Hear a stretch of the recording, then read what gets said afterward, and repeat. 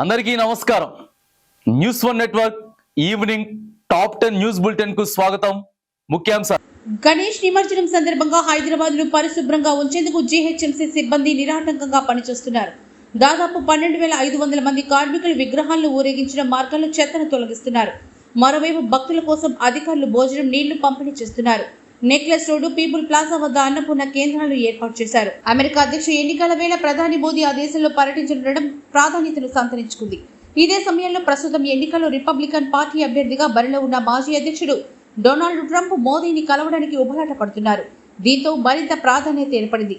మోదీ తన 3 రోజుల పర్యటనలో అనేక కార్యక్రమాల్లో పాల్గొంటారు. సెప్టెంబర్ 22వ తేదీన న్యూయార్క్ లో ప్రవాస భారతీయులను ఉద్దేశించి ప్రధాని మోదీ ప్రసంగం చేయనున్నారు. లెబనాన్ లో జరిగిన పేలుళ్లకు పేజర్ బాంబులను వాడినట్లుగా అనుమానాలు వ్యక్తమవుతున్నాయి. అయితే ఈ పేజర్లేంటి, వీటిని ఎందుకు వాడతారు అనేది చర్చించుకుంటున్నారు. ఇక ఇజ్రాయెల్ గూఢాచారులు సైబర్ దాడి ద్వారా పేజర్లలోని లిథియం బ్యాటరీలను వేడెక్కేలా చేసి పేలుళ్లను సృష్టించి ఉండొచ్చని అంటున్నారు. హ్యాకర్లు ఈ పేజర్లలోకి చొరబడి ఒక తప్పుడు అప్డేట్ను పంపి ఈ బ్యాటరీని వేడెక్కేలా చేసి విస్ఫోటనం కలిగించి ఉండవచ్చనే కథనాలు కూడా ఉన్నాయి.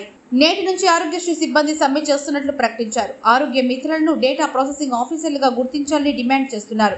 అలాగే జీవో నెంబర్ 60 ప్రకారం నెలకు 22,750 వేతనం చెల్లించాలని, అవుట్ సోర్సింగ్ రద్దు చేయాలని, కాంట్రాక్ట్ సిబ్బందిని గుర్తించాలని పేర్కొన్నారు.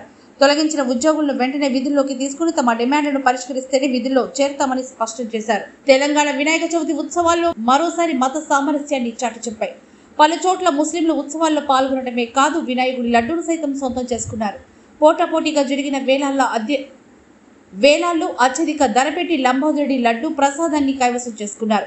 హిందూ ముస్లింలు అన్నదమ్ముల్లా కలిసే ఉంటారని బలంగా చాటి చెప్పారు. తెలంగాణ ప్రభుత్వం కొత్త రేషన్ కార్డులు జారీ చేయనున్నట్లుగా ప్రకటించిన సంగతి తెలిసిందే. ఈ రేషన్ కార్డుల జారీకి త్వరలోనే విధి విధానాలు ఖరారు కానున్నాయి. ఈ నేపథ్యంలో రేషన్ కార్డుల ఆదాయ పరిమితిపై Congress MLC T Jeevan Reddy CM Revanth రెడ్డికి లేఖ రాశారు.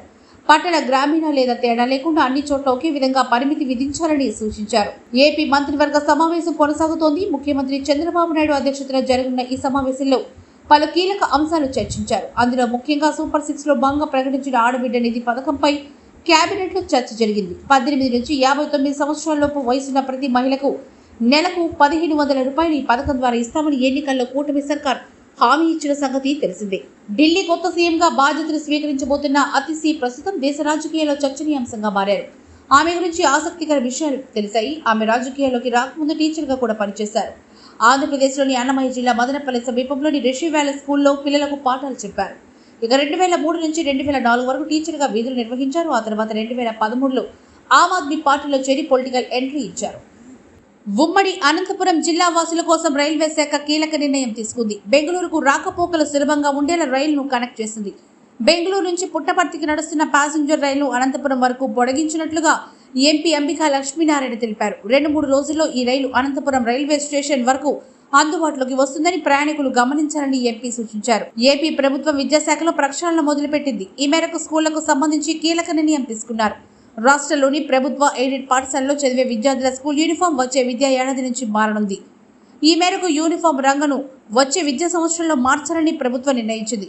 అలాగే బ్యాగ్, ఇతర వస్తువుల నాణ్యతను కూడా పెంచాలని నిర్ణయించారు. తదుపరి తాజా వార్తల కోసం చూస్తూనే ఉండండి న్యూస్ వన్ నెట్వర్క్.